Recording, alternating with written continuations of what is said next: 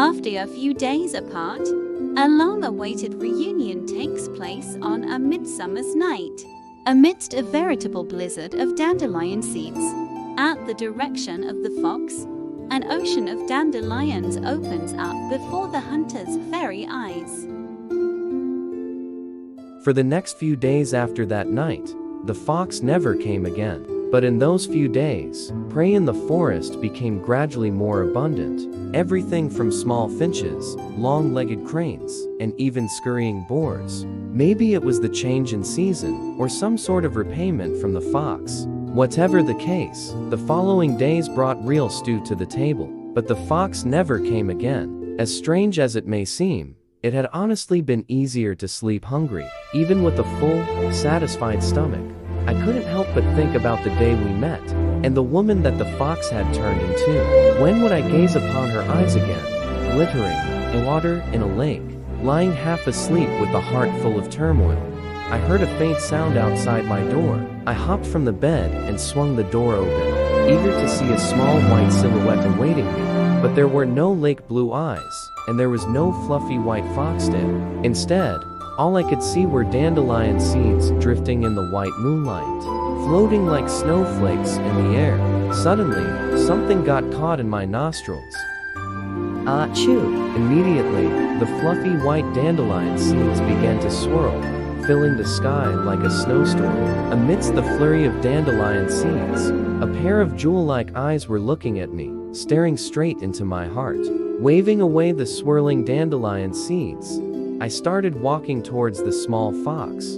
The fox raised its ears, and its furry tail flitted across the grass. As it turned and disappeared into the depths of the forest, I hurried and followed closely behind. In amongst the darkness of the trees, soft patches of white could be seen weaving between the shadow. Their silhouettes tiptoed like moonlight cast among the tree leaves, or like the hesitant strides of a crafty sealy. With unfaltering trust, I followed the fox round and about, soon emerging from the dark forest in a seemingly faraway land. There, in the moonlight, a sea of dandelions lay before me, stretching as far as my eyes could see. Stunned by the sight, I began to notice a rustling noise coming from just behind me. It was a light, delicate sound, like that of a girl walking barefoot across pine needles and leaves on the ground. The fox approached me from behind. The night air ferried her presence, cool and damp, whisked together with the slightly bitter fragrance of dandelion flowers. Two hands with slender, ice-cold fingers rested upon my shoulders. She leaned in close to my ear, and her long hair draped down over my shoulder. Behind me, felt the soft rhythm of both her breath and her heartbeat. It made me feel calm and at ease. Only the foxes know the way to this place. It is the homeland of the dandelions. It is my desire that you would tarry here and teach my child human language. In return, I will teach you the magic of foxes. There was a tickle in my ear, as if one of the dandelion seeds had grazed it on its journey into the warm night air. Strange. I had certainly never mentioned anything about magic to her before.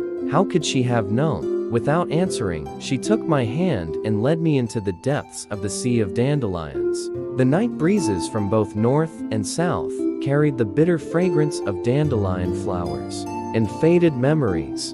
In those fields of velvet white, she showed me how foxes play gently together in their own fashion, until the moon rose high into the starry sky.